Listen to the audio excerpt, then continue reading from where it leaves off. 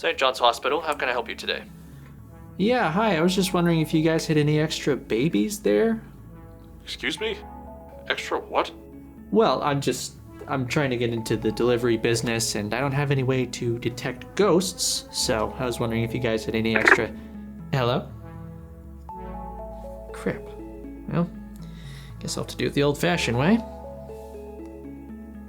Hey, hun, how fast do you think you could have a baby?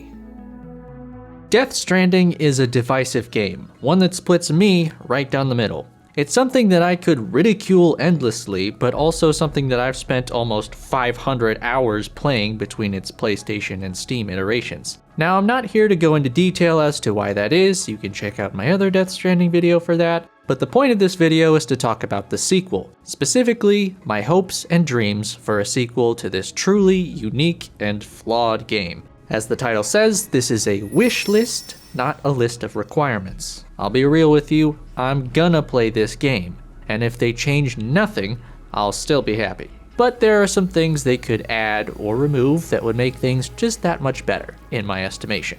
Also, I'm very aware that Kojima does not often just do a straightforward sequel. There usually has to be some kind of twist or unexpected angle to it, and I respect him for this. But for the sake of this video, I'm going to assume that this game will be mechanically pretty similar to the last one. So without further ado, here's all the stuff I'd like to see in Death Stranding 2: On the Beach.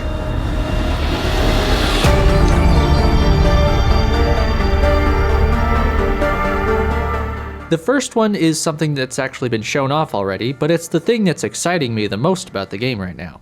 Deserts, rising tides, potentially dynamic time of day. The small morsels of gameplay that they've shown from this game have all my synapses firing thinking of the fun and challenging scenarios we could be thrust into with these new conditions and hazards. I mean, I'm a sucker for deserts also, but having walked in one myself, I know how difficult it could be to trudge through that sand. And there's also the aspect of the temperature being more extreme in desert environments, so maybe that could actually play a factor as well. We know the cold affects you in the first game already. Then you've got stuff like this rising tide knocking out structures that have been built. That seems like a really nice mechanic to keep you on your toes and make you consider your resources and routes more carefully. Plus, it'll probably make for some exciting emergent moments. Same goes for these large-scale rock slides. I bet those could take out structures as well. They did have rock slides in the first game, but they were rarely a real issue unless you just weren't paying attention. Then there's whatever this stuff is. It could just behave like normal tar for all I know, but the visual does make my mind wonder. In addition to all this, I would like to see some more dynamic weather. After you've played the first game for a little while, you kind of get a feel for where all the BT zones are. At some point, you just know that these places are where the BTs like to hang out, and you know that some other places will basically never have BTs. Let's introduce a little chaos. It'd be nice to have rain appear more organically in more places across the map to allow for even more emergent moments. Also, can we go to the moon? I'd really like to go to the moon.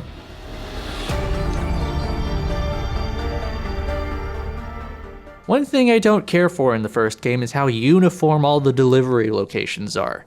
Everything looks so similar. Just look at some of the facilities like the Elders, the chiral artist's mother, and the engineers. Just kidding, none of those facilities are pictured here and you can't even tell because everything looks the same. So I really hope in the next game they take the time to give these locations some more personality and distinguish them from one another. Maybe one place could have some anti-bridges signage all over it, and another place can be a warm, inviting abode. Now, technically, some of the shelters have some books on a shelf or a decal on the exterior, but I think most people would be hard-pressed to even notice this. I'm not even saying you would have to radically change the basic structure of these places, though that would also be nice, but I'm just looking for something more than basic decoration here. Now, part of the problem is that most of the characters you deliver to have basically no personality beyond having an occupation or hobby, but even so, I still think you can create more interesting atmospheres around their delivery terminals. This also extends to the player character. I'm always up for more cosmetics for my character. For one example, it always bugged me that you had to basically finish the first game before you could even change the color of your outfit, so maybe they could be a little less restrictive this time around. Moving on to the core experience of the game itself, there are a few areas that I think can be improved on. And to be clear, I already love the gameplay of Death Stranding, but there are always ways to make things better. For one thing, I've always felt that the cargo in the first game was a little too uniform. With very few exceptions, every single piece of cargo and equipment comes in 4 sizes of rectangular prisms. There's little variety in the visuals for any given cargo, and the mechanical aspect of how it all fits onto your back never changes. There is definitely a fun brain-teasing puzzle element to optimizing how you carry everything, but I think this could be enhanced by introducing new shapes.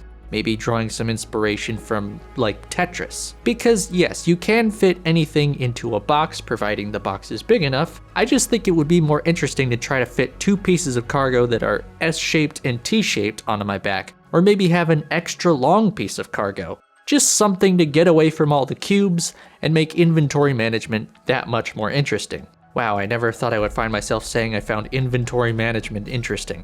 Anyway, carrying on with the gameplay stuff, I'd also like to see more inventive gadgets incorporated into the gameplay for the sequel. And this is something that I think the first game does really well. There are lots of fun gadgets, many of which were added post-launch, from gravity gloves to jump ramps to chiral bridges to stabilizers that act like jetpacks. There is no shortage of cool toys to change up your gameplay and even add replay value as you discover new things. I don't even necessarily have any suggestions for what they can specifically add in, but Kojima and his team are really good at coming up with these kinds of things, so I simply ask for more fun new toys.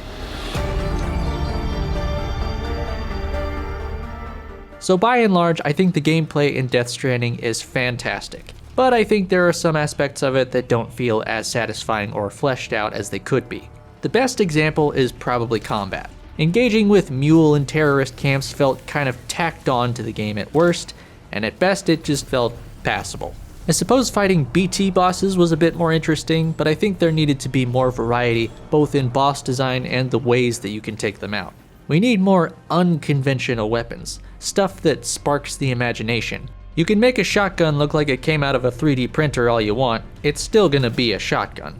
And there are a few weapons that break away from the mold, like the anti-BT handgun, but I definitely think we could use more in this arena. But most importantly, we can leave the war memories behind. These sections, from a gameplay standpoint, were the most boring and generic part of the game, and weirdly difficult as well, especially on higher difficulties. Moving on to another component of the game that I never really gelled with, let's talk vehicles. I know there are a number of people who love to use trucks and bikes in Death Stranding, but I've just never really cared for it. To me, the game was designed squarely around walking and carrying cargo on your back, and that's where all the action is, all the satisfying mechanics. In fact, I'm of the opinion that if you overwhelmingly use roads, zip lines, and/or vehicles to get around, you're kind of skipping over the main point of the game. But whatever, different strokes for different folks. I do hope that they find a way to make vehicles more interesting in the second game, maybe finding more niche uses for them or just making them more mechanically fun to use. We have seen new vehicle designs in one of the trailers, but to me they kind of just look visually different and it's not immediately apparent that they would function any differently, but I'm eager to be proven wrong. Another weakness one could point to would be the emptiness of Death Stranding's world. This is not something I've necessarily minded, as I find it kind of meditative to just move through this world largely unfettered from distractions, just making my deliveries, save for the occasional BT or mule encounter. And it's hard to say, but it seems the world in Death Stranding 2 will be largely similar in this regard from what we've seen, but maybe adding a little more life to the world in some capacity wouldn't be so bad.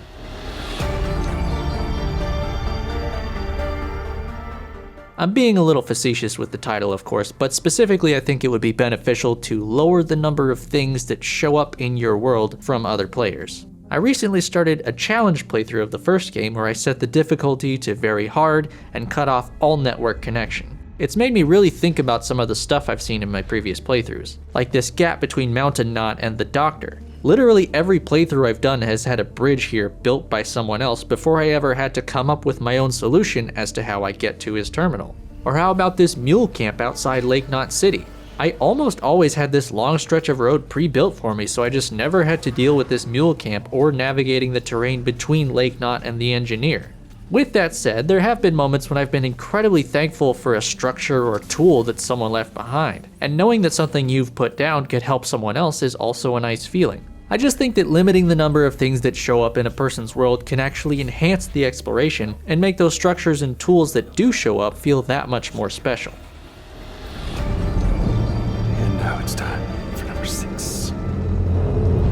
One of the most imposing aspects of Death Stranding when I first started it was the sheer amount of densely packed, busy menu screens with information overload. Now, I am by no means an expert in menu design, and I realize there is a lot of information to convey, but there has to be a way to trim out the fat on some of these things. Like, this screen comes up every time you complete an order, but is anyone actually sitting there absorbing any of this information? Even this menu, which you're using constantly, just never quite felt 100% intuitive to me. So it would be nice if they revisited these menus and got a little more efficient with them. What would also be nice is to not even have to use it as much. In the first game, they do allow you to circumvent this menu in some situations. Let's say, for example, you use up a container repair spray or a weapon runs out of ammo. You can open the radio menu and just drop it right there. Or if you want to take something from your hip attachment and throw it on your back, you can hit circle to drop it and then triangle to put it on your back. But this only applies to certain items like tools and weapons. And if you want to put something on your shoulder or leg attachments, as far as I know, you have to use this menu.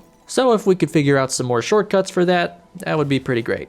And lastly, enough with the emails. I can't understand why in God's name Kojima thought I would want to read nearly 200 emails over the course of the first game. That's a tall ask even when you've got good writing, and well, let's just say it needs some work. So less emails next time, please.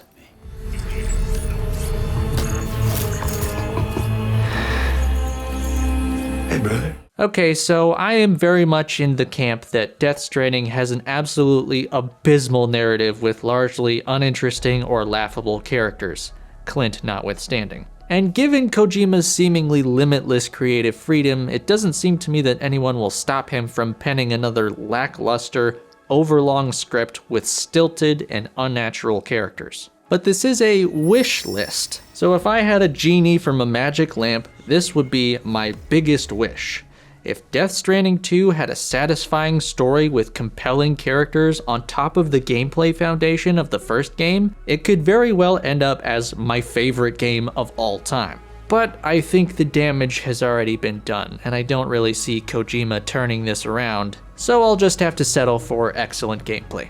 But for now, we'll have to wait until the game comes out and we can make our next delivery. In the meantime, if you like what you see, you can leave a like, write a comment, subscribe to the channel, whatever strikes your fancy. And if you want to support the channel directly, you can hit up my Patreon and get some extra benefits like behind the scenes videos and early access to some of my other content. But thanks for watching, and I'll catch you in the next one.